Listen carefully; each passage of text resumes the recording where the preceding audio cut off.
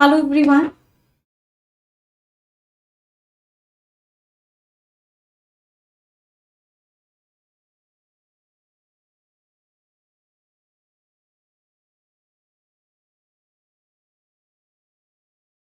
सभी को visible Audible हूं मैं, एक बार सभी लोग कमेंट करके बता देंगे। A very very good morning to all of you. So कैसे हैं सभी लोग? बढ़िया, बहुत अच्छे, एक्साइटेड आज के सेशन के लिए। आई होप यस सभी लोग सुपर डुपर एक्साइटेड हैं आज के रीडिंग कॉम्प्रीहेंशन के सेशन के लिए। तो आज के सेशन में हम बहुत सारे क्वेश्चंस करेंगे। आज के सेशन में ज़्यादातर हम फिनेंस बेस्ड आरसीज करेंगे, पॉलिसीज बेस्ड आरसीज करेंगे। तो excited?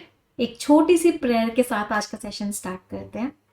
Dear God, dear universe, please help me stay focused, please help me learn and understand better, please help me stay away from all the distractions, please help me maintain a very positive attitude.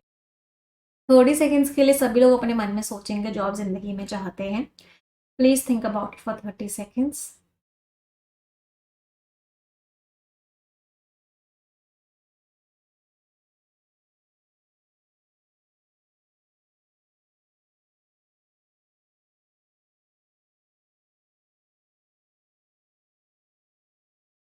Repeat this line with me. Dear God, dear universe, please help each and every one of us get what we want in life. चलिए start करते हैं आज का session. तो क्या सबसे पहले first reading comprehension visible है सभी को? चलिए, क्या मैं कह सकती हूँ लॉन्ग आरसी है? तो जब भी आपको लॉन्ग रीडिंग कॉम्प्रीहेंशन दिया जाता है, सबसे पहला स्टेप क्या होता है? सबसे पहला स्टेप होता है क्वेश्चंस को रीड करना। चलिए, फर्स्ट क्वेश्चन हमने रीड किया। क्या कीवर्ड समझ में आया सभी को? What is the keyword? तो हमको जो यहाँ पे कीवर्ड समझ में आया वो आया बैड बैंक। तो हमने इस कीवर्ड को मार्क कर लिया। Keyword was bad bank. चलो अगला क्वेश्चन, क्या कीवर्ड समझ आया? Banks, lending, defaulters. ये हमें कीवर्ड समझ में आए। मतलब कीवर्ड होता क्या है? देखो बेसिकली कीवर्ड होता है कोई भी इंपॉर्टेंट वर्ड। तो आपको पैसेज में कोई भी इंपॉर्टेंट वर्ड लग रहा है, वही आपका क्या हो जाएगा? वही आपका कीवर्ड हो जाएगा। चलो आगे देखते हैं। यहाँ पे गवर्नमेंट कैसे हेल्प करेगी बैंक्स को? तो कीवर्ड यहाँ पे क्या हो गया? How will government help the banks. अगला ट्रू बताने हैं न्यू बैड बैंक को लेके। तो न्यू बैड बैंक फॉर्मेशन, यहाँ पे इंपॉर्टेंट वर्ड क्या हो गया? इंपॉर्टेंट वर्ड हो गया न्यू बैड बैंक का फॉर्मेशन। नेक्स्ट, 4 वर्ड्स दिए हुए हैं जो अपनी जगह पे गलत है। तो एक तरीके से ये किसका क्वेश्चन है? ये आपका वर्ड स्वैप का क्वेश्चन है। चलो इस क्वेश्चन का आंसर दे दो। वर्ड स्वैप का क्वेश्चन है तो answer this question everyone.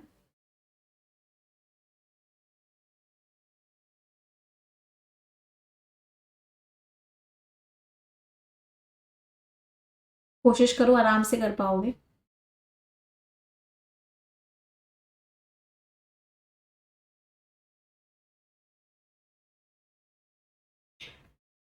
Since quick credit flow is a की टू, ये चाबी है किस चीज की?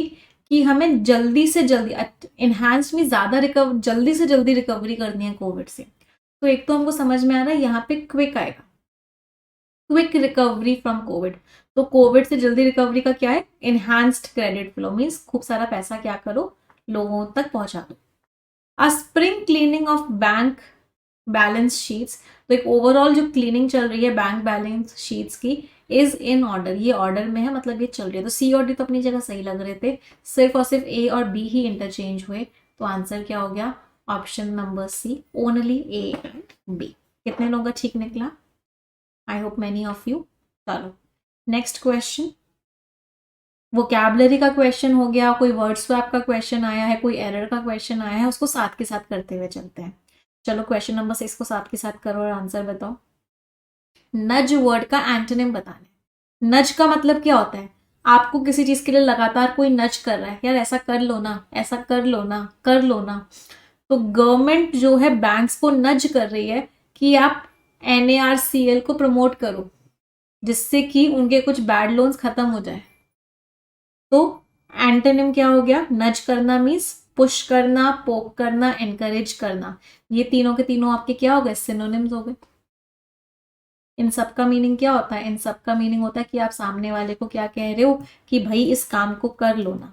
एंटोनिम कौन सा हो गया, डिसुएड करना। डिसुएड करना क्या हो गया, मीन्स डिस्करेज करना, कि आप किसी को क्या कर रहे हो, डिस्करेज कर रहे हो। तो ये क्या हो गया, एंटोनिम हो गया। वीडल वर्ड का मीनिंग क्या होता है, आप किसी को अट्रैक्ट कर रहे हो, तो ये भी एंड ये एंटोनिम तो नहीं है। तो आंसर इज अगेन सी। कोई परेशानी? चलो अगला, अब आ जाते हैं पैसेज पे। Let's move to the passage. Long passage है तो हम क्या करेंगे, रीडिंग नहीं करेंगे, हम स्किमिंग करेंगे। सभी के पास 1 मिनट का टाइम है। स्किम द पैसेज, और आपका टाइम स्टार्ट होता है अब। स्किमिंग करेंगे सभी लोग, और मुझे ओवरऑल मेन आइडिया बताएं।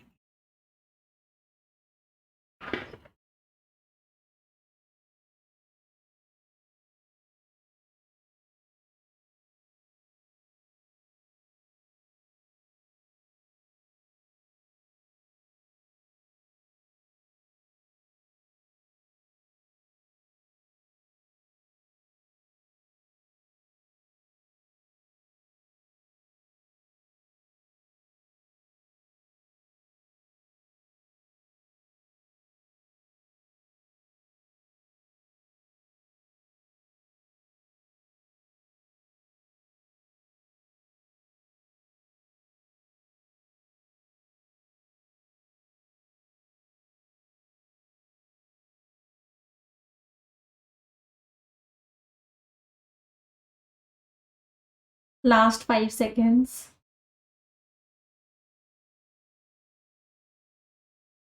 चल, टाइम इज ओवर। देखते हैं आपका मेन आइडिया हमारा मेन आइडिया मैच किया नहीं किया।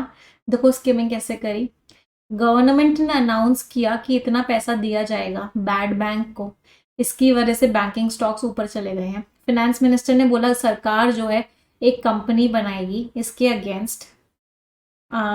इस चीज का आप क्या समझोगे, जब आप अपना घर क्लीन करते हो तो क्या आप सारा का सारा सामान एक स्टोर रूम में फेंक देते हो जिससे कि बाकी रूम्स अच्छे लगे। बैड बैंक आइडिया वैसा ही है।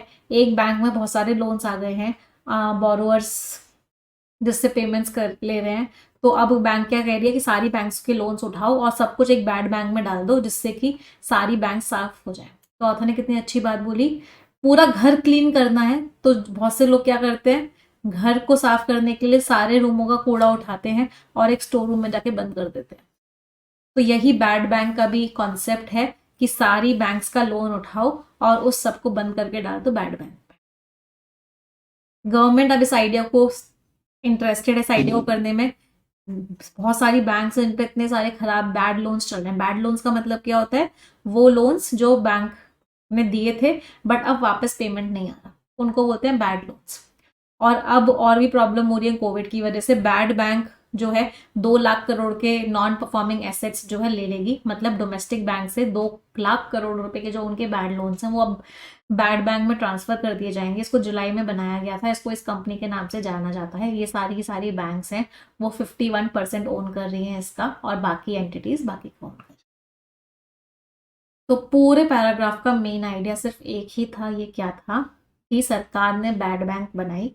सरकार ने बैड बैंक क्यों बनाई, कि बाकी जितनी भी बैंक्स हैं उनका जितना भी बैड लोन्स हैं, नॉन परफॉर्मिंग एसेट्स हैं, उन सबको उठाओ और इस बैड बैंक के अंदर डाल दो, जिससे कि ये सारी की सारी बैंक्स कैसी लगे, साफ लगे। ये सारे की सारी बैंक्स लगे कि इनके अंदर कोई बैड लोन है ही नहीं। This was the main idea. कितने लोगों को समझ में आया? शोविंग दीज लोन्स ऑन का मतलब क्या है, उठा के फेंक दो बैड बैंक में। कितने लोगों का मेन आइडिया मैच किया? चलो नेक्स्ट पैराग्राफ स्किमिंग करेंगे फिर से। 1 minute with all and your time starts now.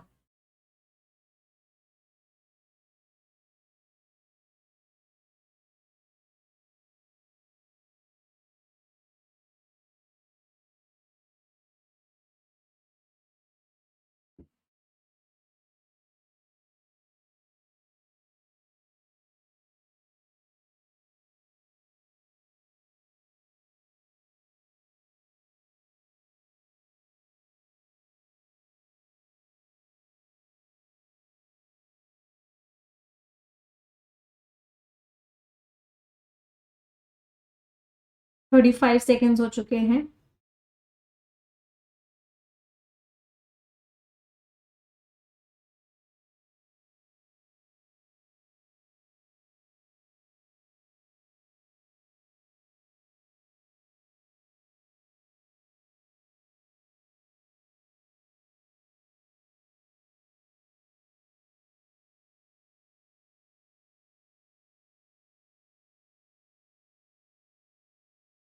चलिए, टाइम इज अप।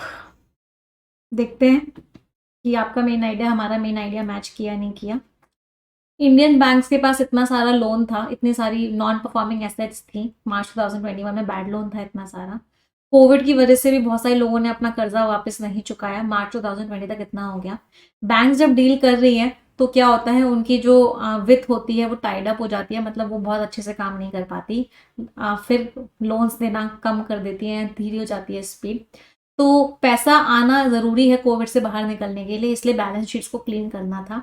इन्होंने बोला कि हम 2 लाख करोड़ जो है बैड लोन को ले लेंगे, जिसकी वजह से बैंक्स का बैड लोन कम हो जाएगा। सेल के बाद बैंक्स जो है रिकवरीज करेंगी रीसेंट लोन्स की और लेंड करेंगी, इंस्टेड ऑफ पुराने डिफॉल्टर्स को के पीछे पड़ने से पहले। तो अब जिन लोगों ने पहले से डिफॉल्ट किया हुआ है उन सबको तो बैड बैंक में ट्रांसफर कर दिया जाएगा।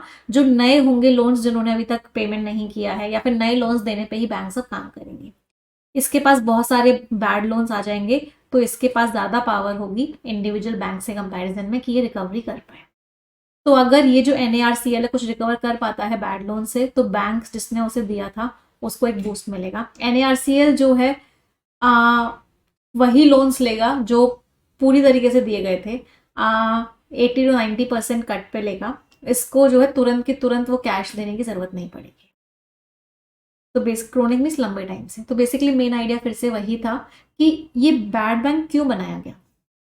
तो बैड बैंक इसलिए बनाया गया कि अगर इंडिविजुअल बैंक यही काम करती रहेगी कि जितने लोगों ने लोन रीपे नहीं किया है उन्हीं लोगों के पीछे पड़ी रहेगी, तो बाकी का काम कैसे करेगी।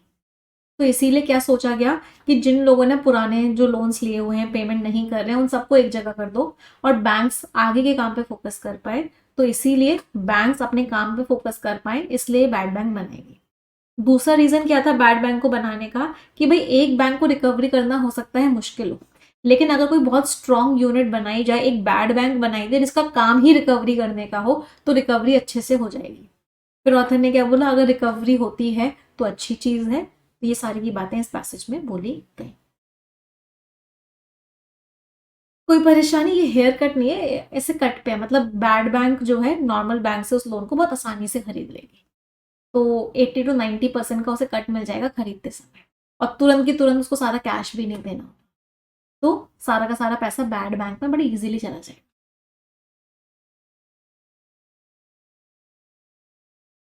Last paragraph for skimming, 1 minute का टाइम है सभी के पास, and your time starts now.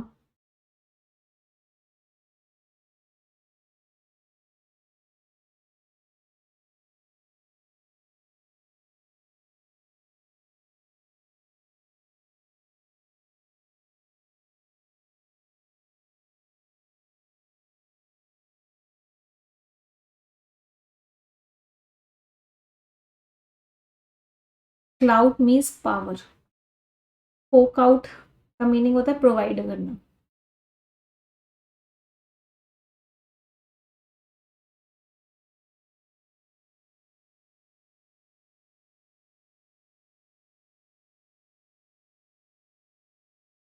जो बच्चे वोकैबुलरी पूछ रहे हैं ना, इसका मतलब उनको स्किमिंग नहीं आ रही। जो बच्चे एक एक वर्ड पे अगर अटक रहे हो आप लोग, तो इसका मतलब आप स्किमिंग नहीं कर पा रहे, आप फिर से रीडिंग कर रहे हो। ऐसे कैसे सीखोगे स्किमिंग को।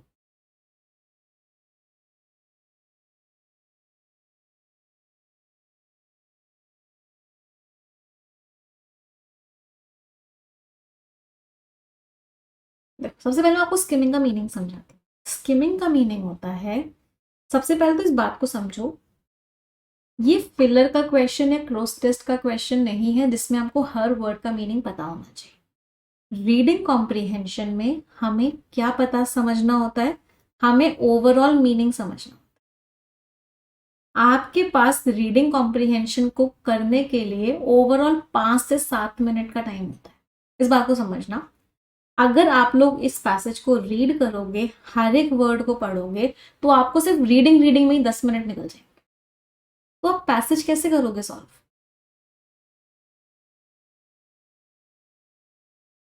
अगर आप इस पैसेज को रीड करोगे, हर एक वर्ड को पढ़ोगे, हर एक वर्ड का मीनिंग समझोगे, तो आपको रीडिंग रीडिंग में ही 10 से 12 मिनट निकल जाएंगे, पेपर का टाइम अप हो जाएगा और आप पैसेज के क्वेश्चंस तक भी नहीं जा पाओगे।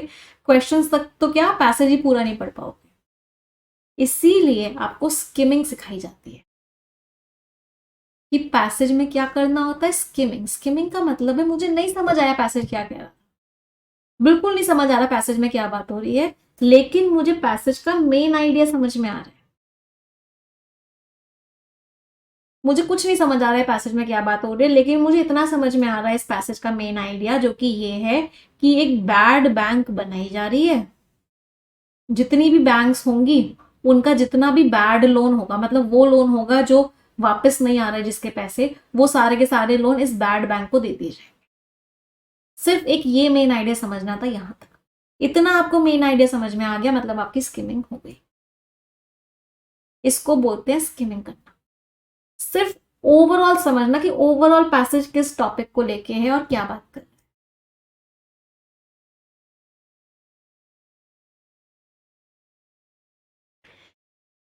चलो अब मुझे एक बात बताओ, एक चीज पूछती हूँ। अगर आप मान लो आपको फोर्क आउट वर्ड का मीनिंग नहीं पता, आपको इस वर्ड का मीनिंग नहीं पता, तो क्या उससे कोई सेंटेंस का मीनिंग में डिफरेंस, इस सेंटेंस का मीनिंग हो सकता है आपको ना समझ में, लेकिन क्या इसने पैसेज के मेन आइडिया पे कोई डिफरेंस पड़ा? आपको मान लो फुली प्रोविजन लोन्स का मीनिंग नहीं पता, क्या इससे इस पैसेज के मेन आइडिया पे कोई डिफरेंस पड़ा?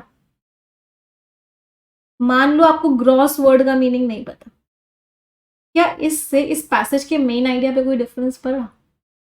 नहीं। पैसेज के मेन आइडिया एक वर्ड से या एक लाइन से नहीं होता है। अगर आप पूरे पैसेज को स्किम करते समय उसका 20% भी पढ़ लोगे तो भी आपको मेन आइडिया पता लग जाए, और इसी प्रैक्टिस को बोलते हैं स्किमिंग की प्रैक्टिस। और रीडिंग कॉम्प्रीहेंशन एग्जामिनेशन में अगर लॉन्ग आरसी आया है, तो आप रीडिंग अगर करोगे तो कभी उस आरसी को पेपर में नहीं कर पाओगे। लॉन्ग आरसी हमेशा और हमेशा स्किमिंग से ही होता है।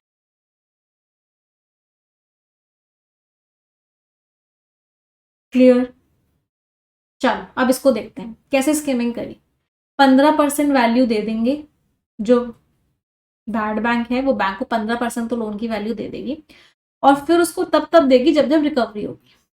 गवर्नमेंट ने ऑफर किया है कि जितनी भी अब शॉर्टफॉल्स होंगे, रिकवरी होगी, उसका सम इतना होगा। इससे क्या होगा, और भी ज्यादा वैल्यूएबल्स हो जाएंगी बैंक्स को होल्ड करना, और उन्हें कैश भी मिल जाएगा। तो एक सिक्योरिटी रिसिप्ट दी जाएगी, मतलब बैड बैंक को लोन दिया जाएगा, बैंक को दी जाएगी एक सिक्योरिटी रिसिप्ट दी जाएगी। तो पब्लिक सेक्टर बैंक्स में डायरेक्ट कैपिटल डालने से अच्छा है, सरकार ने क्या सोचा कि बैंक्स को हम पुश करें कि वो इस बैड बैंक को प्रमोट करें, जिससे कि उनके बैड लोन्स खत्म हो, और NARCL जो बैड बैंक है उसको भी कुछ पैसा मिले अपना पाथ को अच्छा करने के लिए। फिनेंसेस जो है वो अच्छे लगेंगे इस क्लीन अप के बाद, क्लीन हो जाएंगे तो बाकी बैंक्स का फिनेंस या उनकी बैलेंस शीट अच्छी लगेगी। ये जो रेशियोज हैं पब्लिक सेक्टर बैंक्स के, जो अभी रिसेंटली क्या हो रहे हैं, खराब होते जा रहे हैं, बहुत धीरे धीरे आगे बढ़ रहे हैं, ये ठीक हो जाएंगे अगर वो अपने बैड लोन्स ट्रांसफर कर देंगे, पैसा आ जाएगा तो इकोनॉमी को भी एक बूस्ट मिलेगा। सरकार डायरेक्टली टैक्स पेयर का मनी स्पेंड नहीं कर रही है, बैंक्स में डाल देगी। तो कितनी अच्छी चीज बोली कि अब बैंक्स को डायरेक्ट, इस पूरे पैसेज का सिर्फ एक मेन आइडिया था, वो क्या था कि बैंक्स को डायरेक्टली पैसा नहीं दे रही सरकार। सरकार बैंक्स को डायरेक्टली पैसा नहीं दे रही, अब सरकार एक बैड बैंक बना रही है जिसको सरकार, जिसमें मनी इन्फ्यूज कर रही है, और ये बैड बैंक क्या करेगी, इन सारी बैंक्स के बैड लोन्स ले लेगी। तो इससे फायदा क्या होगा, बैंक का भी फायदा हुआ, उसके बैड लोन्स खत्म हो गए, बैड बैंक को पैसा मिला सरकार से तो ये भी अच्छे से ऑपरेशनलाइज हो पाएगी, और पब्लिक का जो पैसा है वो भी गलत जगह है, वो भी ऐसी जगह नहीं गया जहां पे ऐसा लगे कि वेस्ट हो रहा है। पब्लिक का पैसा भी डायरेक्टली बैंक्स को नहीं गया। सिर्फ इतना सा मेन आइडिया था। चलो बता दो।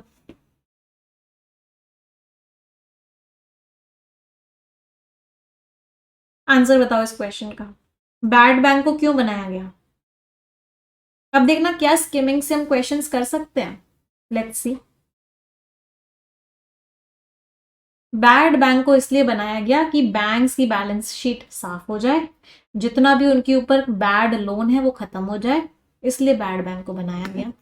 तो बढ़ता हुआ जो बैड डेट है बैंकिंग सेक्टर में उसकी प्रॉब्लम को डील करने के लिए ये कॉरपोरेट आइडेंटिटी है जो इलिक्विड और रिस्की एसेट्स को दूर कर देगी। एलिनिएट का मतलब होता है दूर कर देगी, नहीं। इसको बनाया गया है कि बैंक्स की बैलेंस शीट साफ हो जाए, उनके जो बैड लोन्स हैं वो ट्रांसफर हो जाए, जिससे कि बैंक फोकस कर सके।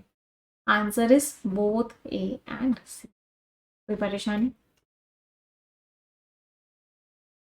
Next question.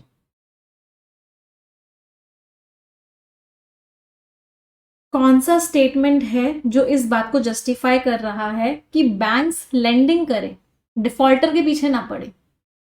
मतलब ये कोई बैंक है, मान लो ये एसबीआई है, इसने लोन दिया कुछ लोगों को, वो लोग लोन वापस नहीं कर रहे, अमाउंट पैसा वापस नहीं कर रहे, तो ऑथर क्या कह रहे हैं, एसबीआई का काम इनके पीछे पड़े रहना नहीं है कि पैसा दे दो पैसा दे दो। एसबीआई के और भी काम है। एसबीआई का काम क्या है कि वो और लोन्स दे, अपने ऑपरेशंस करे। इनके पीछे कब तक पड़ी रहेगी एसबीआई? तो कौन सा स्टेटमेंट है जो इस बात को जस्टिफाई कर रहा है?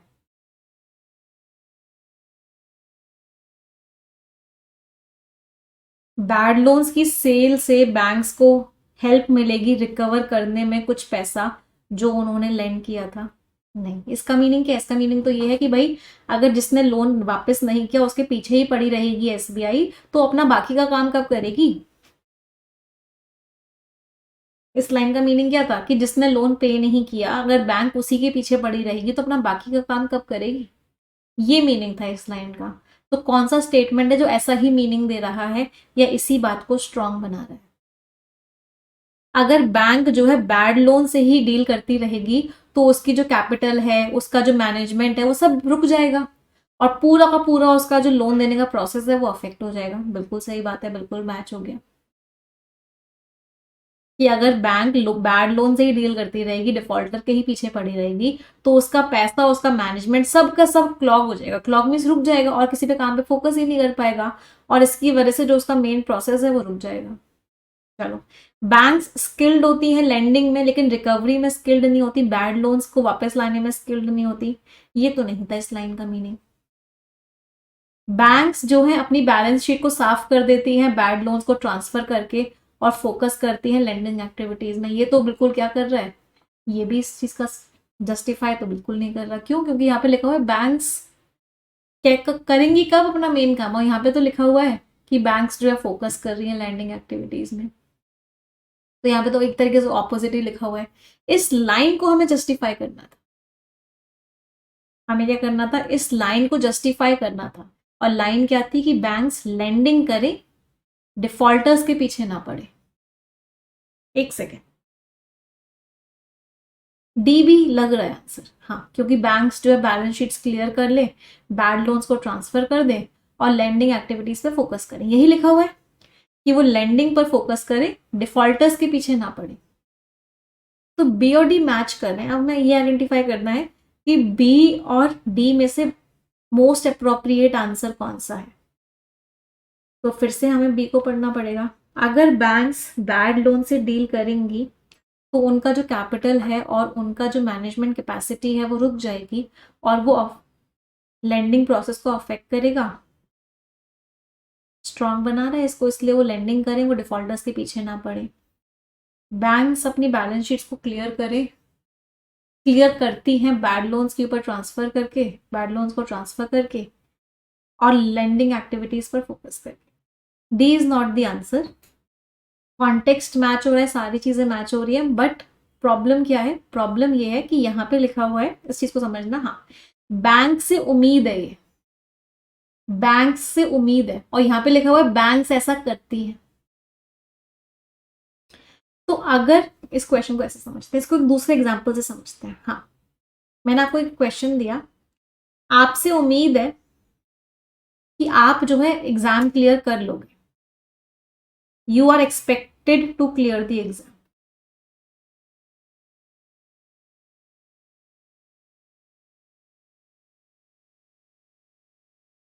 तो क्या इसका ये आंसर हो सकता है,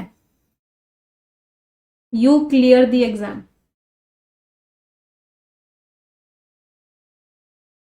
बाय वर्किंग हार्ड। नहीं, इसके पीछे एक लॉजिक छुपा हुआ है, बताओ।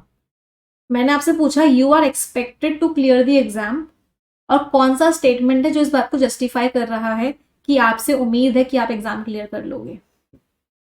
और ऑप्शन में दिया हुआ है आप एग्जाम क्लियर आपने कर लिया वर्किंग हार्ड, मेहनत करके। तो क्या समझ में आया डी क्यों नहीं है, डी इसको क्यों जस्टिफाई नहीं कर रहा? इसका आंसर क्या होगा, you are expected to clear the exam, कौन सा स्टेटमेंट है जो जस्टिफाई कर रहा है? You have been preparing for a year, आप 1 साल से प्रिपेयर कर रहे हो, और आप 1 साल से बहुत मेहनत कर रहे हो, तो ये तो जस्टिफाई कर रहा है। लेकिन आपने एग्जाम क्लियर कर लिया, ये जस्टिफाई नहीं कर रहा। तो अगर बैंक से ये उम्मीदें हैं, इसका मतलब ये एक्शन अभी हुआ नहीं है। और डी में तो लिखा हुआ है क्योंकि सिंपल प्रेजेंट टेंस में बना हुआ है, ये एक्शन हो गया। तो ये समझ में आया डी आंसर क्यों नहीं हुआ सभी को?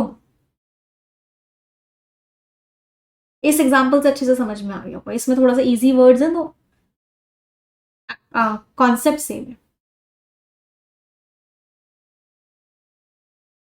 चलो नेक्स्ट, गवर्नमेंट कैसे हेल्प करेगी?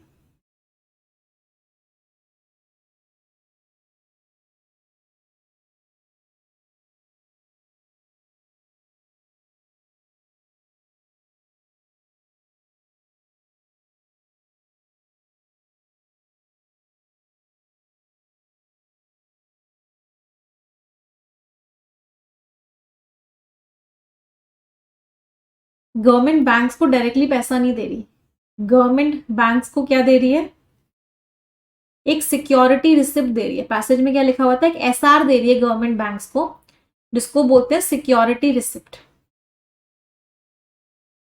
थोड़ा सा इस कॉन्सेप्ट को समझ लेते हैं कि कॉन्सेप्ट क्या है, तब आपको समझ में आएगा। ये कोई बैंक है, इसने 10 करोड़ का लोन किसी इंसान को दिया था या किसी कंपनी को दिया था। उस इंसान ने क्या किया, ये लोन वापस नहीं किया, और ये बैंक का क्या बन गया, बैड लोन बन गया। अब बैंक की जो बैलेंस शीट है वो तो खराब हो गई, नेगेटिव में दिखाएगी।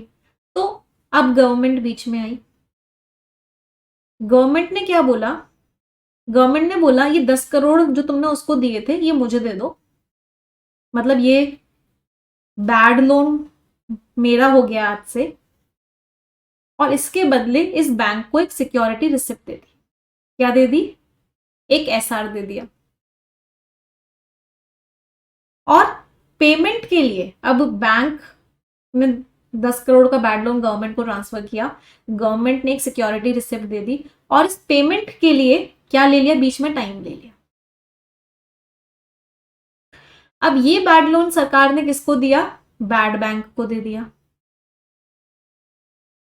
कि ये लो लो तुम, ये बैड लोन मैंने इस बैंक से लिया है, अब ये बैड लोन तुम्हारे पास आ गया।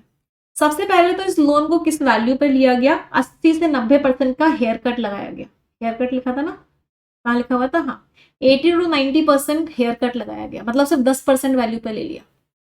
तो ये 10 करोड़ है तो 1 करोड़ रुपए पे ले लिया, और 1 करोड़ भी रुपया अभी दिया नहीं है बैंक को, उसकी एक सिक्योरिटी रिसिप्ट दी है। अब जैसे जैसे इस बैड लोन की रिकवरी होगी वैसे वैसे वो अमाउंट इस बैंक को दिया जाए। पहले बताओ प्रोसेस समझ में आया सभी को कि सरकार ने क्या प्रोसेस फॉलो किया?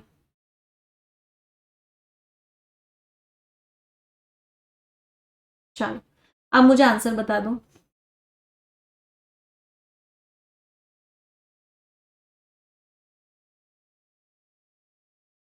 तो गवर्नमेंट जो है टैक्स पेयर का मनी खर्च कर रही है?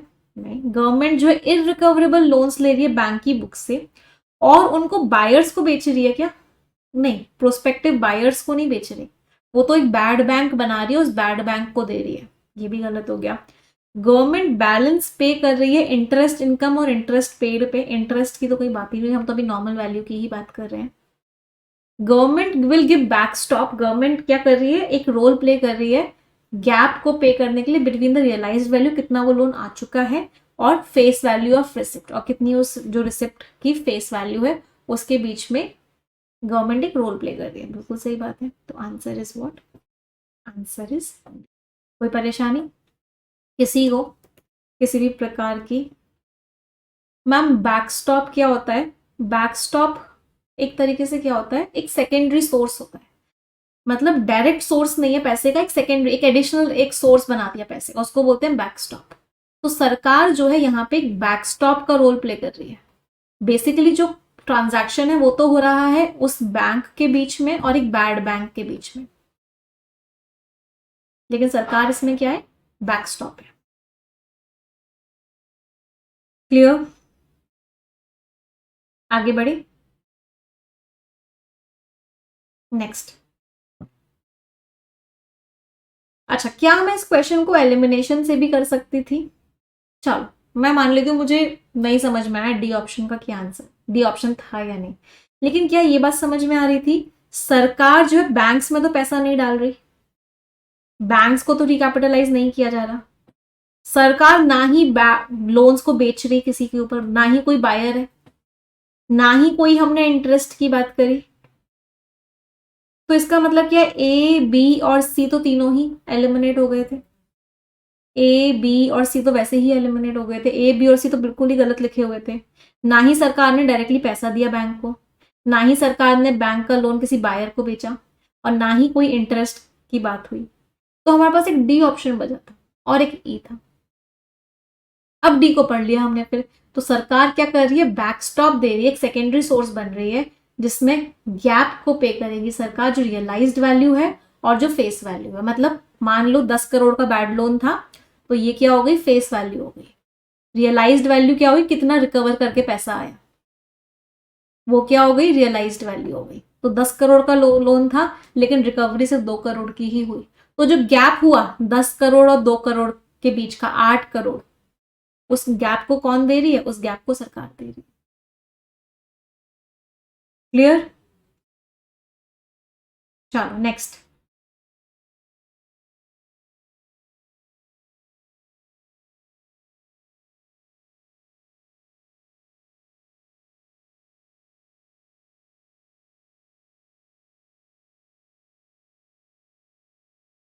मैम ऐसा कहीं मेंशन नहीं है पैसिव, एक बच्चे का डाउट है मैम, मेंशन नहीं है। देखो पैसिव हमने पढ़ा था ना,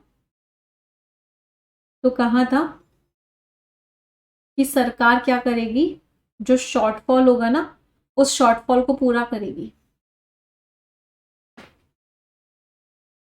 गवर्नमेंट ने ऑफर किया है कि कोई भी शॉर्टफॉल होगा रिसिप्ट के बीच में और एक्चुअल रिकवरी के बीच में, इस अमाउंट तक का उसको सरकार पूरा करेगी, ये मेंशन है। क्लियर? जिस बच्चे का डाउट था। चलो नेक्स्ट।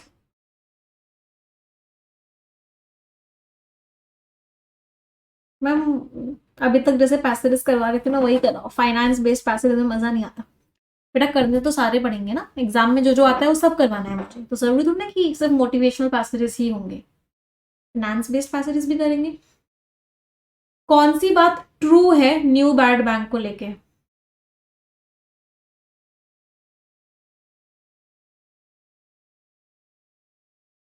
द होल आइडिया, पूरा का पूरा आइडिया क्या है, पूरा का पूरा आइडिया है कि भाई कैपिटल ग्रोथ अच्छे से हो, बैंकिंग सिस्टम स्ट्रांग बने। बिल्कुल सही बात है। जो बर्जियनिंग मीन्स बढ़ता हुआ, इंक्रीजिंग, जो बढ़ता हुआ इशू है बैड लोन्स का उसको टैकल किया जाए। बिल्कुल सही बात है। रोबस्ट का मीनिंग क्या होता है, स्ट्रांग बेटा। जो ग्रोइंग प्रॉब्लम है बैड डेट्स की उसको बैंकिंग सेक्टर को दे दिया जाए। सी वाले बच्चे महापापी अवार्ड देना चाहूंगी मैं। पता है सी वाले बच्चे क्या कह रहे हैं कि बैड डेट की जो प्रॉब्लम है, जो बैड लोन की प्रॉब्लम है उसको माउंट कर दिया जाए। माउंट का मीनिंग होता है उसकी चढ़ाई कर दी जाए, उसको बढ़ा दिया जाए बैंकिंग सेक्टर। तो प्रॉब्लम है, प्रॉब्लम को और चढ़ा दो बैंकिंग सेक्टर पे। महापापी अवार्ड। तो answer is what, both A and B. A और बी दोनों के दोनों आंसर्स हैं। चलो नेक्स्ट, ये हमने कर ही लिया, ये भी हमने कर लिया। क्या क्या स्कोर्स आए सभी के। अब मुझे आप लोगों को ये बात बताते हुए बहुत खुशी हो रही है, आप लोग कहते हो ना यस मॉक का लेवल मैम बहुत ज्यादा है, हमसे नहीं होते क्वेश्चंस। ये जो हमने पैसेज किया है ये यस मॉक का ही मेंस का क्वेश्चन था।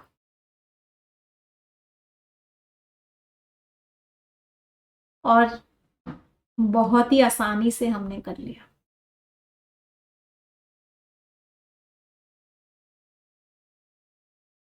चलो नेक्स्ट पैसेज पर आते हैं। आज हम सारे यस मॉक के ही मेंस लेवल के क्वेश्चंस कर रहे हैं, सारे finance based RCs.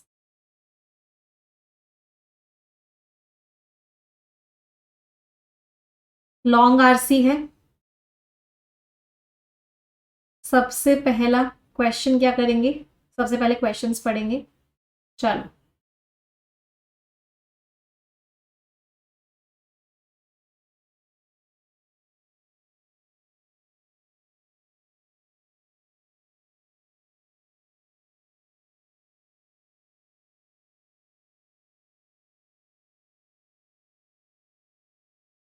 Health services issues, चलो very good. Next,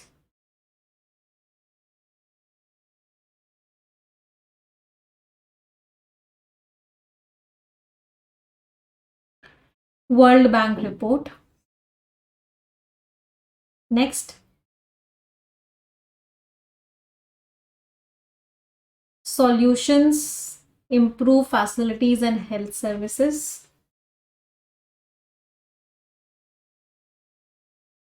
not true है, कोई कीवर्ड नहीं है। 2014 Indian government study health care पे। रोबस्ट वर्ड का सिनोनिम बताना है, बता दो डायरेक्टली, पढ़ने की जरूरत नहीं है। कोई चीज रोबस्ट होती है कैसी होती है, स्ट्रांग होती है। आज एडिटोरियल में भी पढ़ा था रोबस्ट का मीनिंग स्ट्रांग, तो डायरेक्टली बता दो, इजी है। स्टर्डी, स्टर्डी का मीनिंग क्या होता है, स्ट्रांग। रोबस्ट, आंसर क्या हो गया, सी। फ्लैबी, बहुत सारे लोगों के ना फ्लैबी आर्म्स होते हैं, देखा है, ऐसे ऐसे ऐसे आर्म्स होते हैं। तो फ्लैबी का मतलब क्या होता है, flabby chubby means soft, loose. अगला है फ्रेजाइल, शीशा हो या दिल हो आखिर टूट जाता है, फ्रेजाइल होता है, बहुत से लोग कहते हैं, मीन्स वीक, कमजोर।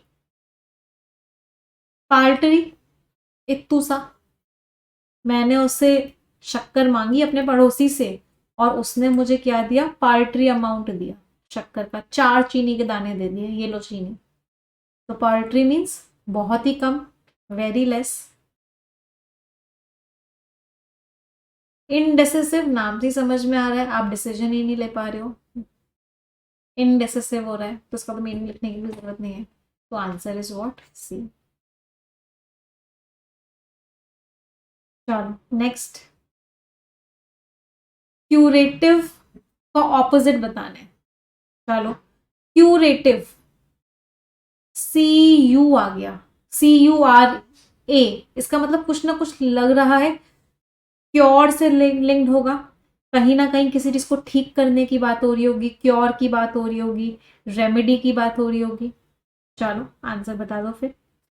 सेल्यूटरी, इसको टोन से भी कर सकते हैं, क्यूरेटिव की टोन कैसी लग रही है, पॉजिटिव लग रही है। अच्छा, अभी जो मैं आप लोगों को वोकैबलरी शॉर्ट्स दे रही हूँ यूट्यूब चैनल पे, वहां पे मैंने आपको सैल्यूटरी का वर्ड याद करवाया था, मीनिंग याद करवाया था सल्लू भाई से। सल्लू भाई रोज ब्रश करते हैं, सल्लू भाई कैसे हैं, या सलमान भाई कैसे हैं, मतलब बहुत ही बढ़िया है। तो सैल्यूटरी वर्ड का मीनिंग क्या होता है, हाँ, इट मीन्स बहुत ही बढ़िया, कोई ऐसी चीज जो आपके लिए क्या हो। नहीं, वो सेल्यूब्रियस था, जो आप लोग कह रहे हो ना हेल्दी, वो भी सेल्यू से ही था, लेकिन वो सेल्यूब्रियस था। इसका मीनिंग क्या होता है, हेल्दी। तो दोनों में ही सल्लू भाई आ रहे हैं, दोनों की ही टोन कैसी होगी, दोनों की ही टोन आपकी पॉजिटिव होगी। चलो अगला वर्ड, आंसर बताएंगे। रेमेडियल, रेमेडियल तो सिनोनिम लग रहा है ना, पॉजिटिव टोन का है। रेमेडी, रेमेडी क्या होती है? रेमेडी होती है किसी भी चीज का क्योर, किसी भी चीज का सोल्यूशन इज व्हाट? रेमेडी। तो इसका रेमेडियल क्या हो गया? सिनोनिम लग रहा है ये तो। कोई चीज जो क्या कर दे? क्योर कर दे, चीजों को ठीक कर दे। इनमिकल, अभी आज हमने सुबह एडिटोरियल में एक वर्ड पढ़ा था, बापू सेहत के लिए हानिकारक है। तो उसके हमने क्या पढ़े थे? वर्ड्स पढ़े थे। एक वर्ड हमने पढ़ा था उसका, क्या पढ़ा था आज? हानिकारक के वर्ड्स पढ़े थे, आप लोग बता दो मुझे क्या क्या वर्ड्स पढ़े थे हमने। हाँ, डेट्रीमेंटल पढ़ा था हमने एक वर्ड। एक और वर्ड पढ़ा था, मुझे याद क्यों नहीं आ रहा। डेट्रीमेंटल तो हमने सिनोनिम में पढ़ा था। एक वर्ड हमने और पढ़ा था, डेट्रीमेंटल तो हमने सिनोनिम में पढ़ा था, डेलेटेरियस, राइट। नोक्शियस पढ़ा था। तो ये सारे वर्ड्स किसके सिनोनिम है? ये सारे के सारे वर्ड्स इनमिकल के सिनोनिम्स हैं। इन सब का मीनिंग क्या होता है? इन सब का मीनिंग होता है कोई चीज जो कैसी है? खराब है। अगला वर्ड है वल्नररी। इसका मीनिंग क्या होता है? अच्छा, इसके जैसा वर्ड लगता है वल्नरेबल, वल्नरेबल, लेकिन इन दोनों वर्ड्स का मीनिंग बिल्कुल ऑपोजिट होता है।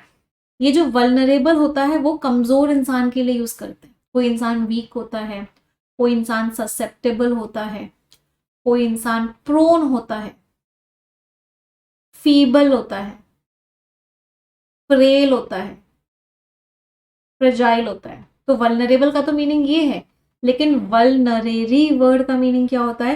कोई चीज जिससे आप ठीक करते हो चीजों को, मतलब ये भी सिनोनिम है क्यूरेटिव का।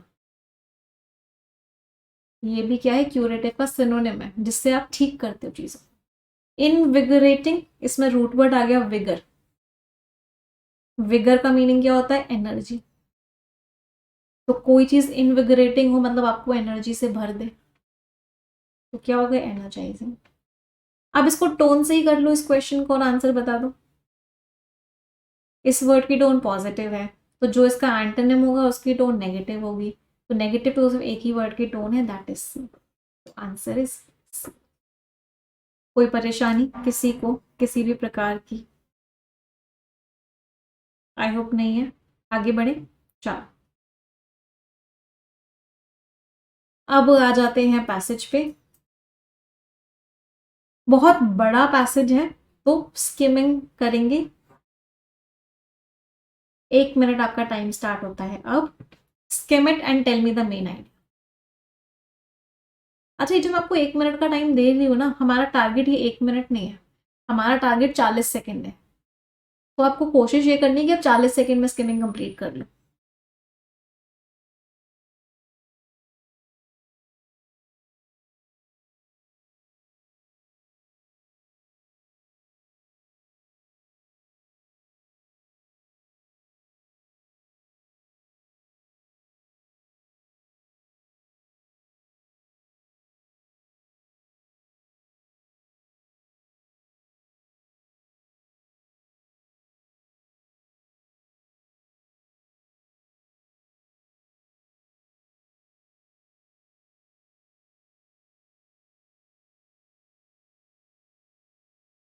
Last 15 seconds for all.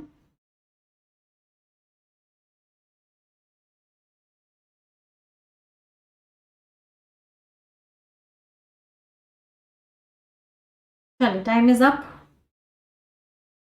देखते हैं आपका मेन आइडिया और हमारा मेन आइडिया मैच किया नहीं किया। कॉन्स्टिट्यूशन ने हेल्थ केयर को जिम्मेदारी बना दी गवर्नमेंट की, स्टेट गवर्नमेंट की। हर स्टेट रिस्पॉन्सिबल है कि वो न्यूट्रिशन को अच्छा करे, लोगों का स्टैंडर्ड अच्छा करे, हेल्थ को अच्छी करे। इस पॉलिसी को 1983 में लाया गया था, फिर ये अपडेट हुई।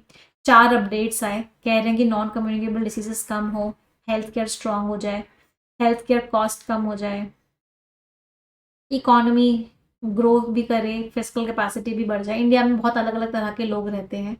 अमेरिका में 17% जीडीपी हेल्थ केयर में जाता है और फिर भी 77% लोगों को बीमारी है। तो बेसिकली मेन आइडिया यही था कि हेल्थ केयर पे काम किया जाए। हेल्थ केयर एक स्टेट गवर्नमेंट की रिस्पॉन्सिबिलिटी है और इसके ऊपर अब हमें वर्क करने की ज़रूरत है। This was the main idea. कितने लोगों का मेन आइडिया मैच किया?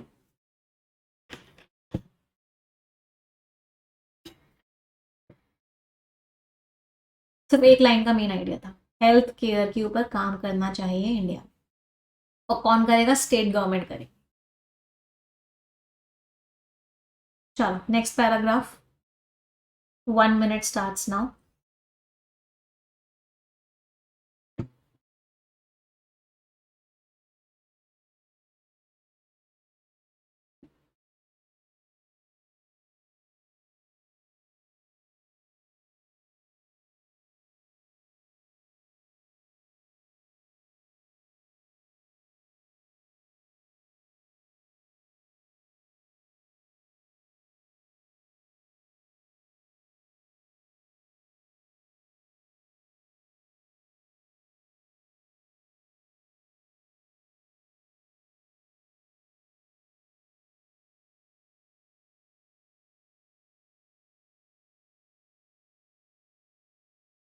Last 15 seconds।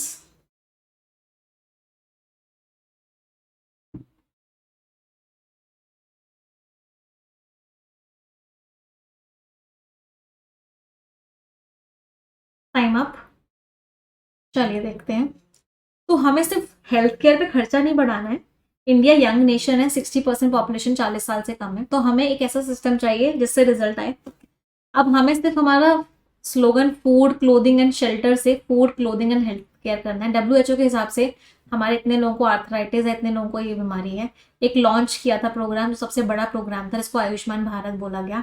जो टोटल एक्सपेंडिचर है वो इतना है, इसमें से सरकार का जो एक्सपेंडिचर है वो सिर्फ 1% है। ये एक्सपेंडिचर इतना है, डेटा दिया हुआ है, डेटा को हम स्किम नहीं करते। 25% लोगों के पास मेडिकल केयर का एक्सेस नहीं है। पब्लिक हेल्थ केयर फ्री है या पेड है उन लोगों के लिए जो पॉवर्टी लाइन के नीचे। तो मेन आइडिया यही है कि भाई हमें अब हेल्थ केयर पे फोकस करना है। फिर से सरकार बहुत कम खर्च करती है हेल्थ केयर पे, और एक आयुष्मान भारत था, वो अब तक का सबसे बड़ा हेल्थ केयर इंश्योरेंस है। बस इतना ही मेन आइडिया था और कुछ भी नहीं था। तो आयुष्मान भारत के बारे में बात की गई, सरकार के खर्चे की बात की गई कि कितना खर्चा हो रहा है हेल्थ केयर पे, और अब हमें हेल्थ केयर पे फोकस करना है। Food clothing and health care होना चाहिए। कितने लोगों का मैच किया? चलो नेक्स्ट पैराग्राफ स्किम करेंगे। Your time starts now.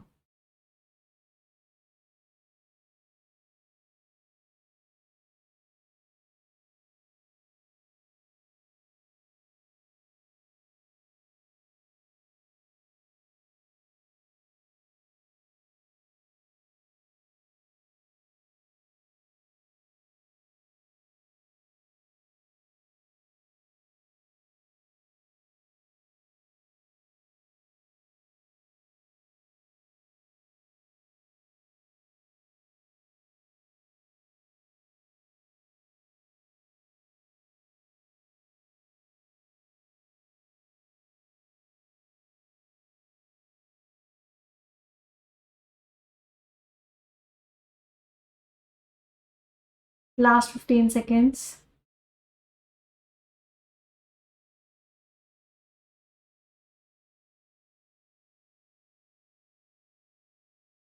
चलिए टाइम इज अप। इतना सारा ये है डेटा है, हम स्किम नहीं करते। ये जो है पब्लिक हेल्थ केयर को कम यूज करते हैं उन लोगों के कंपैरिजन में जिनका लोएस्ट स्टैंडर्ड ऑफ लिविंग है। विमेन जो है और जो एल्डरली हैं वो पब्लिक सर्विसेज यूज करते हैं। पब्लिक हेल्थ केयर सिस्टम पहले बनाया गया था जिससे कि लोगों को हेल्थ केयर दिया जाए। इस सर्वे के हिसाब से प्राइवेट मेडिकल सेक्टर ही सबसे ज़्यादा लोग यूज़ करते हैं शहरों में, और 63% लोग यूज़ करते हैं गाँव में। स्टडी हुई यहाँ पे हुई, इतने लोगों की हुई, सर्विसेज को लेके हुई। हेल्थ केयर क्वालिटी में देखा जाए तो वर्ल्ड बैंक के हिसाब से 25% लोगों के पास तो कोई ना कोई इंश्योरेंस था 2010 में। तो बेसिकली फिर से डेटा दिया हुआ है।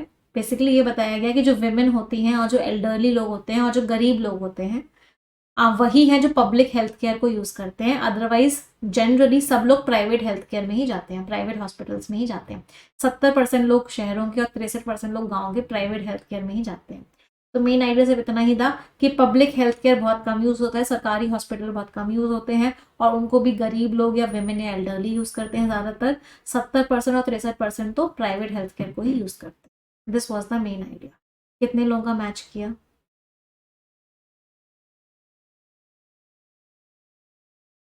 चलो नेक्स्ट पैराग्राफ स्किम करेंगे। Your time starts now.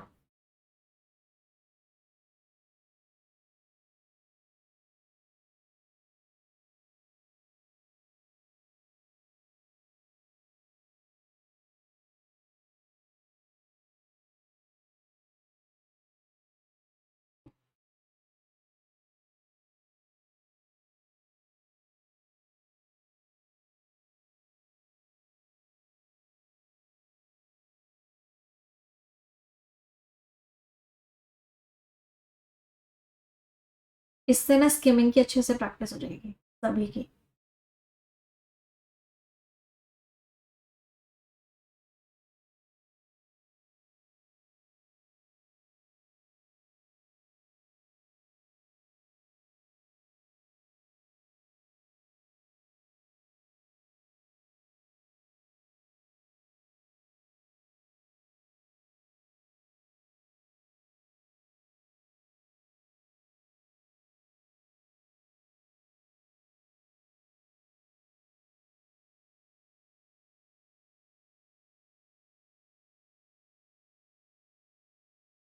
चलिए, टाइम इज अप। ज़्यादा ही हो गया 10 सेकेंड। चलो, एक स्टडी ने बताया कि ये ओवर एस्टिमेट है। 17 लोगों के पास इंश्योरेंस है, 17% लोगों के पास। प्राइवेट हेल्थ केयर जो होते हैं, प्राइवेट हॉस्पिटल्स होते हैं, उनमें क्वालिटी तो अच्छी मिलती है बट पैसा बहुत ज़्यादा लगता है और कोई भी नहीं है जो चेक करे कि कुछ गलत तो नहीं हो रहा। राजस्थान में इतने सारे प्रैक्टिशनर्स के पास मेडिकल डिग्री ही नहीं थी, 20 ने तो सेकेंडरी एजुकेशन तक कंप्लीट नहीं की हुई थी। और भी बहुत सारी प्रॉब्लम्स हैं। गाँव के लोगों को निग्लेक्ट किया जाता है। शहरों में ही जनरली बड़े बड़े हॉस्पिटल होते हैं। हॉस्पिटल्स हैं गाँव में, लेकिन फिर भी अर्बन की तरफ, शहरों की तरफ बायस है, तो शहरों में ज़्यादा अच्छी फैसिलिटीज़ मिलती हैं। इतने सारे हॉस्पिटल बेड्स जो गाँव में हैं, जबकि सिर्फ जहाँ पे 75% पॉपुलेशन है, इतनी सारी पॉपुलेशन है, बट नंबर ऑफ बेड्स है, नंबर ऑफ हॉस्पिटल्स बहुत कम है। हेल्थ सिस्टम जो है वो इम्पोर्टेड मॉडल्स पे भी है, इसका कोई भी रूट कल्चर या ट्रेडिशन में नहीं है। ज़्यादातर सर्विस है,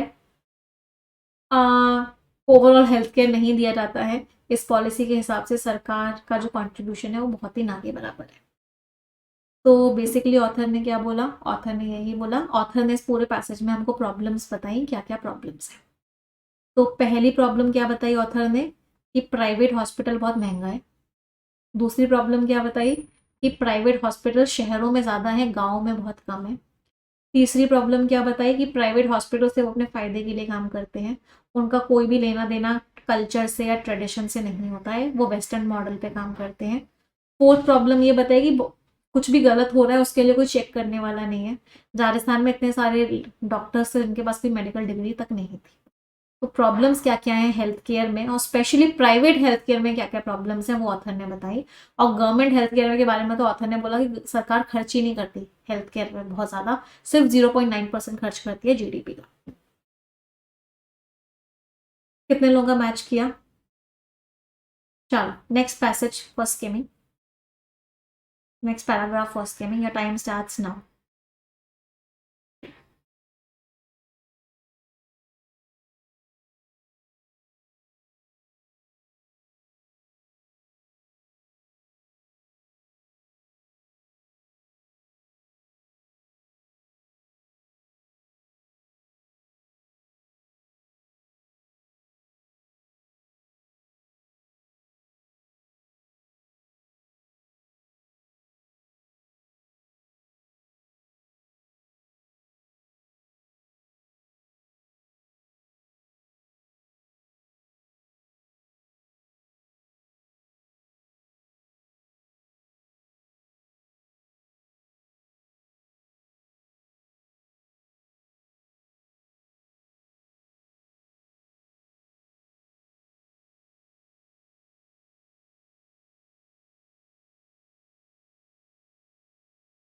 चलिए, टाइम इज अप। आज तो स्किमिंग बहुत अच्छे से सीख जाओगे।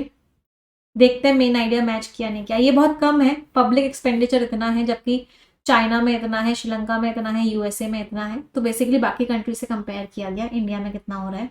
ये मेन कॉज है कि हमारे यहाँ हेल्थ स्टैंडर्ड्स अच्छे नहीं है, हेल्थ फैसिलिटीज़ अच्छे से नहीं बढ़ रही है। हमारे यहाँ जो हिली और रिमोट एरियाज़ हैं वहाँ पे हॉस्पिटल्स उतने नहीं हैं, जबकि शहरों में हॉस्पिटल्स बहुत ज़्यादा हैं। जो गरीब लोग हैं वो बहुत दूर हैं हेल्थ सर्विस से।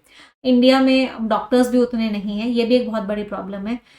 1999 2000 में इतने ही डॉक्टर्स थे, जबकि यूएसए में वो 225 और चाइना में 20 है, मतलब बहुत ज़्यादा है जितने इंडिया में है। मेडिकल रिसर्च को दवाइयों पे वैक्सीन पे फोकस होना होता है, जिसको निगलेक्ट करती हैं ये सारी की सारी कंपनीज, क्योंकि उनका प्रॉफिटेबिलिटी इतना नहीं होता है।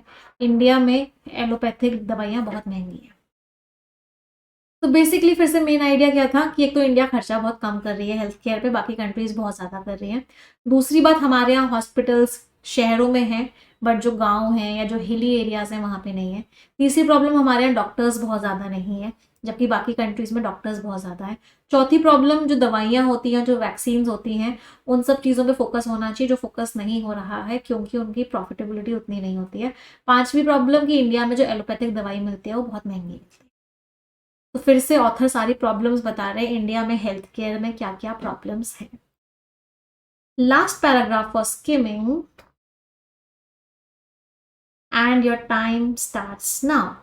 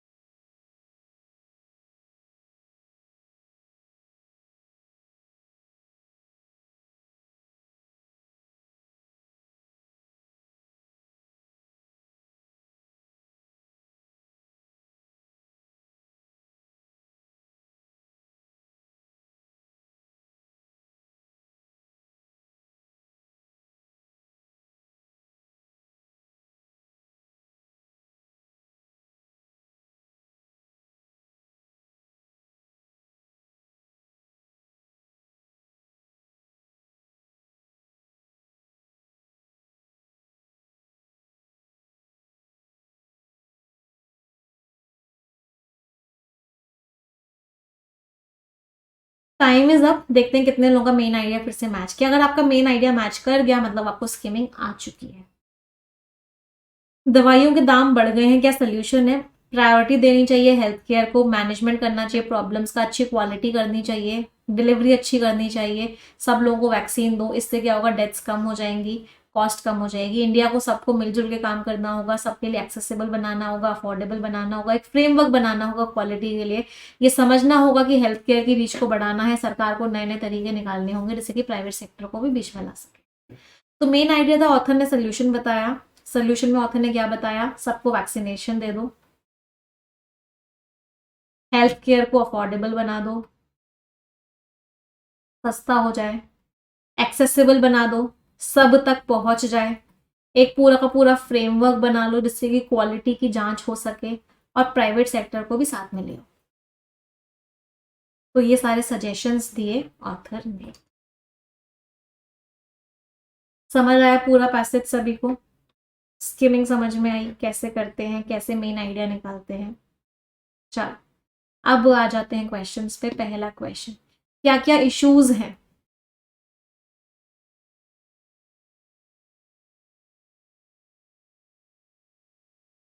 इंडिया के हेल्थ सर्विसेज को लेके क्या क्या इश्यूज हैं, आंसर बताएंगे।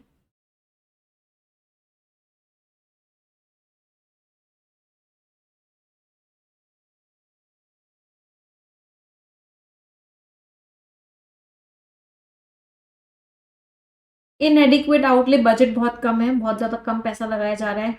डॉक्टर्स की कमी है, हेल्थ सर्विस बहुत महंगी है, गांव के लोगों को निग्लेक्ट किया जा रहा है। सारे ही आंसर्स हैं, answer is E, all of the above. Next,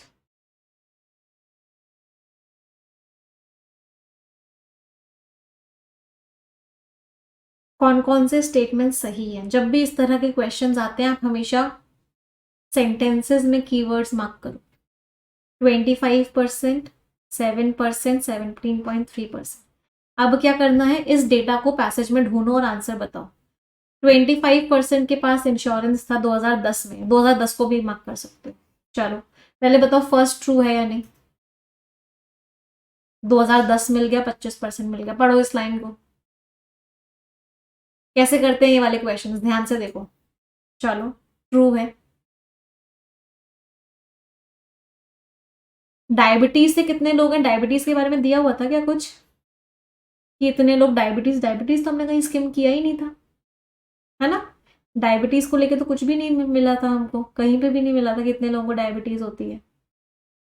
arthritis के बारे में बात हुई थी। चलो, पब्लिक एक्सपेंडिचर जो है 17.3 है, 17.3 को ढूंढो। 11। पब्लिक एक्सपेंडिचर 17.3 है, मिल गया।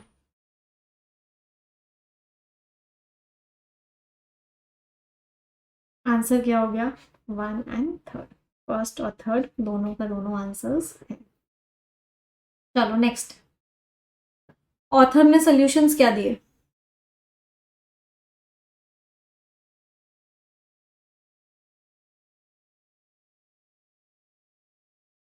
सॉल्यूशंस कहाँ पे दिए थे? लास्ट पैसेज में दिए थे, तो आपको बताना है ऑथर ने क्या क्या सॉल्यूशन दिए।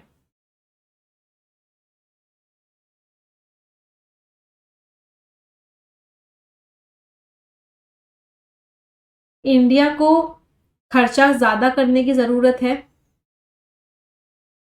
As a percentage of GDP, ये दिया है सोल्यूशन, देख लेते हैं। टॉप प्रायोरिटी दो हेल्थ केयर सर्विसेज को, क्वालिटी अच्छी करो, सबको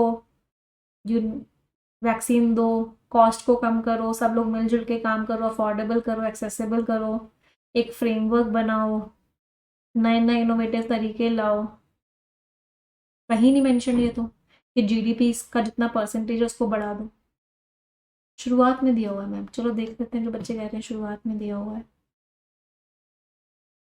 अच्छा, कुछ बच्चों ने ना अपनी भावना लगा दी। कुछ बच्चे क्या कह रहे हैं कि पैसेज में ये मेंशन था कि इतना परसेंटेज कर रही है सरकार बस, तो हमने ये मान लिया कि ऑथर ने जब डेटा दिया है कि सरकार सिर्फ इतना कर रही है, तो इसका मतलब है ऑथर के मन के अंदर ये बात होगी कि सरकार को बढ़ाना चाहिए। बच्चों ने अपनी भावना लगा दी। फॉर एग्जाम्पल, आपने पता क्या किया? जो बच्चे फर्स्ट वाले को आंसर मार्क कर रहे हैं, मैंने आपको बोला कि आपके सिर्फ 10 नंबर आए एग्जाम में, you have scored only 10 marks. मैंने ये पैसेज में ये स्टेटमेंट लिखा था और क्वेश्चन पूछा कि मैंने आपको क्या क्या सजेस्ट किया है, तो आपने क्या बोला? निमिषा मैम ने सजेस्ट किया है कि 10 नंबर से ज्यादा नंबर आने चाहिए। तो आपने पैसेज को पढ़ा कि निमिषा मैम ने बोला कि 10 नंबर ही आए हैं और ओनली वर्ड लगाया है जो कि कम है, अपनी भावना लगाई कि इसका मतलब है मैडम नाखुश हैं उस चीज़ से, तो इसका मतलब है मैडम ये सजेस्ट कर रही हैं कि 10 नंबर से ज़्यादा आने चाहिए। ये कोई इन्फ्लुएंस का क्वेश्चन नहीं था, ये कोई भावना का क्वेश्चन नहीं था। ऑथर ने सिर्फ डेटा दिया था, ऑथर ने कहीं ये नहीं बोला कि ज़्यादा होना चाहिए।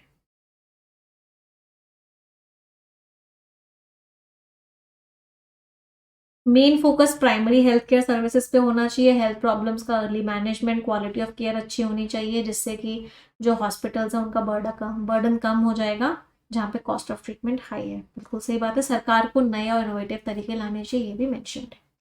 तो ये दोनों की दोनों बातें मैंशनड है कि प्राइमरी हेल्थ केयर डिलीवरी को स्ट्रॉन्ग बनाओ, early management of health problems करो, प्राइमरी हेल्थ केयर सर्विसेज को प्रायोरिटी दो, इससे क्या हो जाएगा? कॉस्ट कम हो जाए बाकी चीज़ों के ऊपर, सब लोग मिलजुल के काम करो, और गवर्नमेंट को नए नए तरीके लाने की ज़रूरत है। नेक्स्ट क्वेश्चन, कौन कौन सा स्टेटमेंट ट्रू नहीं है? फिर से डेटा वाला क्वेश्चन आ गया।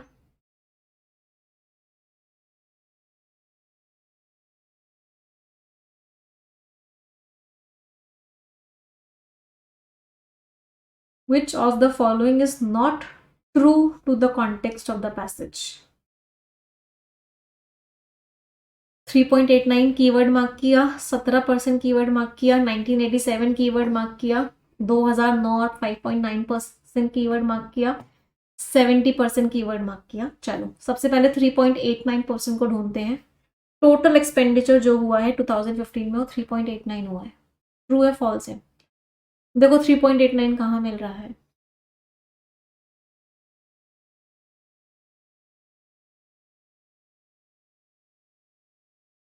मुझे तो कहीं पे भी नहीं मिल रहा 3.89। मिल गया। टोटल एक्सपेंडिचर जो हुआ हेल्थ केयर में 2015 में वो 3.89% था, ट्रू हो गया। स्ट्रैटेजी सीखो, मैं बिल्कुल आपको ऐसे सॉल्व करके दिखा रही हूँ जैसे मैं खुद सॉल्व कर रही हूँ एज अ स्टूडेंट। चलो 17% देखते हैं, टोटल एक्सपेंडिचर जो हुआ है अमेरिका में वो 17% होता है। अमेरिका में 17% होता है, चलो देखते हैं 17% कहाँ मिला।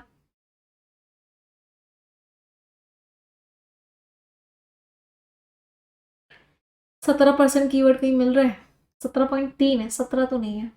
ये रहा। यहाँ पे तो इंडिया को लेके बात हो रही है, अमेरिका को लेके तो बात नहीं हो रही। 17% और कहीं तो नहीं दिख रहा।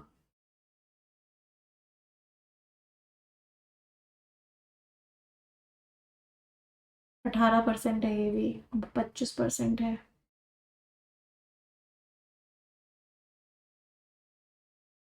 अमेरिका की बात तो यहाँ पे कहीं हो भी नहीं रही। हाँ, we have the case of America, यहाँ मिल गया। 17% of the GDP goes on health care, मिल गया 17%। अमेरिका में 17% जीडीपी हेल्थ केयर में जाता है।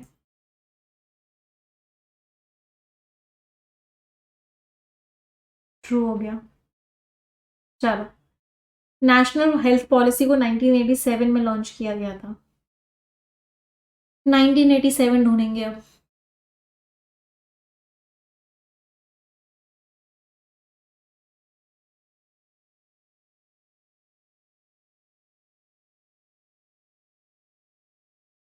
1983 था।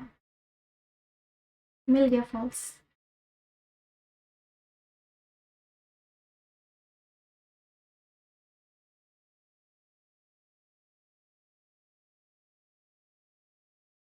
बाकी चेक करने की जरूरत ही नहीं पड़ी। आंसर इज व्हाट, सी। कोई परेशानी? चलो नेक्स्ट। इंडियन गवर्नमेंट की study on health care sector को लेके कौन सी बातें सच दे रखी है? चलो, 40% और 20% के पास एजुकेशन नहीं है, डिग्री नहीं है, ये तो हमने पढ़ा था, है ना। डेटा वाले क्वेश्चन हमेशा ऐसे ही होंगे। 40% और 20% के पास डिग्री नहीं है, एजुकेशन नहीं है। ट्रू है।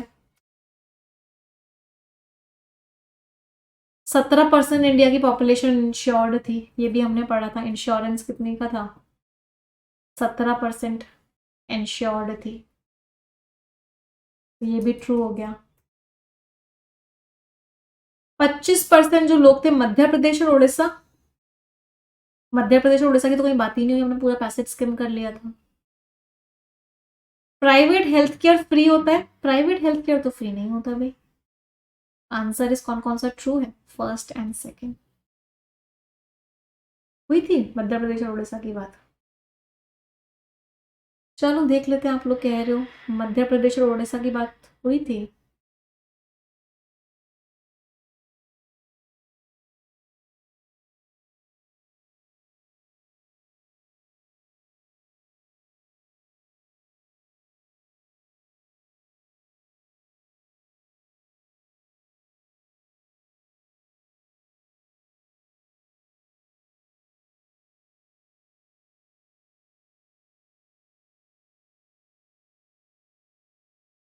मुझे क्यों नहीं मिल रही? फर्स्ट पेज पे हुई थी ma'am.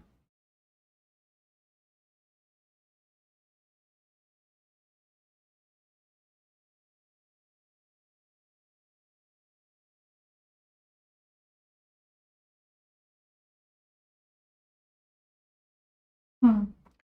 Nearly 25% of the people in Madhya Pradesh and Odisha could not access medical care for locational reasons. 25% लोग जो है मेडिकल केयर को एक्सेस नहीं कर पाए लोकेशनल रीजंस के लिए। About 25% of the people in Madhya Pradesh and Odisha could not access medical care due to locational reasons, तो ये भी ट्रू हो गया।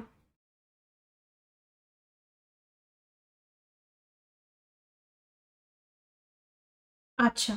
बट ये, हाँ, इसमें प्रॉब्लम क्या है? 2014 की स्टडी के हिसाब से बताना है। हाँ, नहीं, ऑल एक्सेप्ट फोर नहीं, फंसाने वाला क्वेश्चन था। 2014 की स्टडी के हिसाब से बताना है। 2014 की स्टडी तो कहाँ पे हुई है? यहाँ पे हुई है। तो इसके हिसाब से तो 2 ही बातें थी, एक ये वाली बात और एक ये वाली बात। तो क्वेश्चन क्या था? Question was that you have to tell it with respect to 2014 Indian government study. तो इसलिए वो आंसर नहीं हुआ। तो answer is what? First and second. कोई परेशानी? चलो ये हमने कर ही लिया, ये भी हमने कर लिया। मजा आया आज के सेशन में? एक क्वेश्चन और करवाना था मुझे आप लोगों को फाइनेंशियल इंक्लूजन का, जो हम आज नहीं कर पाए हैं। कोई नहीं, इसको हम कल की मिक्स्ड क्वेश्चंस वाली क्लास में करेंगे।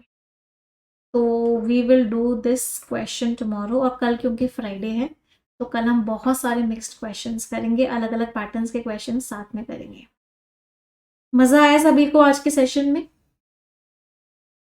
एंजॉय किया सेशन? स्किमिंग आई करनी कैसे करते हैं? देखो एक्चुअली प्रॉब्लम क्या है, एक बात बताती हूँ। प्रॉब्लम ये है कि हमें बचपन से ऐसा सिखाया गया है कि जब तक हर लाइन का मतलब ना समझ में आए ना, जब तक हर वर्ड का मीनिंग ना समझ में आए, तब तक इसका मतलब है कि हमको कुछ समझ नहीं आया। इस तरह की हमारी वायरिंग हो रखी है ब्रेन में कि जब भी हम पढ़ते हैं ना, तो बचपन से हमें रीडिंग सिखाई गई है, और रीडिंग में हम हर लाइन का मीनिंग पढ़ते हैं, हर वर्ड का मीनिंग पढ़ते हैं, तभी हम बोलते हैं कि हमको समझ में आ गया। तो थोड़ी सी उस वायरिंग को चेंज करने की जरूरत है स्किमिंग के लिए। स्किमिंग का मतलब ही यही है कि ओवरऑल मीनिंग समझ में आए, बस।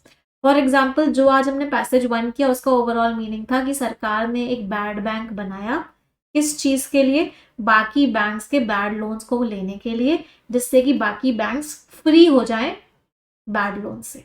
ये था मेन आइडिया फर्स्ट पैसेज का। दूसरे पैसेज का मेन आइडिया था कि हमारी सरकार हेल्थ केयर पे बहुत कम खर्च करती है, बहुत सारी प्रॉब्लम्स हैं हेल्थ केयर में, उन सारी प्रॉब्लम्स को हमको सॉल्व करना होगा, और ऑथर ने लास्ट में सोल्यूशन बताया। This was the main idea of second passage. ये स्किमिंग करके हमको समझना था। अदरवाइज अगर आप रीडिंग करने बैठोगे तो ये पूरा का पूरा पैराग्राफ आप 1 घंटे में पढ़ पाओ। क्या एग्जामिनेशन में आपको इतना टाइम मिलेगा? आपको स्किमिंग क्यों एग्जामिनर एक्सपेक्ट करता है आपको स्किमिंग आए, उसका भी एक रीजन है। उसका रीजन क्या है कि आपको बड़े बड़े बहुत बार ना डॉक्यूमेंट्स दिए जाते हैं, आपको बहुत बार बड़े बड़े मेल्स दिए जाते हैं, आपको बहुत सारे बड़े बड़े सर्क्यूलर्स आते हैं, बहुत सारे ऐसी चीज़ें आती हैं जो आपको स्किम करनी पड़ती है, जिनको अगर आप रीडिंग करोगे तो उससे काम नहीं चलेगा, आपके पास उतना सफिशिएंट अमाउंट ऑफ टाइम नहीं होता है। तो स्किमिंग एक ऐसी कला है जो आपको सिर्फ इंग्लिश में ही हेल्प नहीं करेगी, आपकी लाइफ में भी बहुत बार हेल्प करेगी। बहुत बार कुछ कुछ बच्चों का मेल मेरे पास आता है कि मैम कभी, अब तो स्किमिंग की इतनी आदत हो गई है कि कभी कभी तो हम नॉवल पढ़ रहे होते हैं उसको भी स्किम कर जाते हैं, कभी कभी हम रीजनिंग में पजल के क्वेश्चन को भी स्किम कर जाते हैं कि इसमें ये अब आया, ये अब आया, ये अब आया, ये अब आया, और उसको ऐसा कैसा बना देते हैं। तो इस कला को तो सीखना पड़ेगा।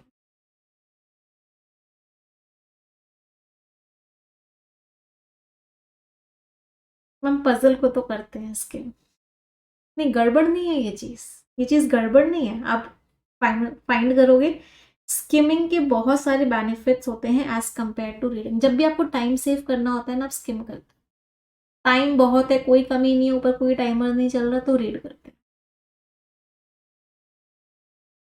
न्यूज़पेपर में क्या करें, एक आर्टिकल रीड करो, एक आर्टिकल स्किम करो, सीखने तो दोनों चीज़ें हैं। चलिए सेशन एंड करते हैं। Thank you everyone.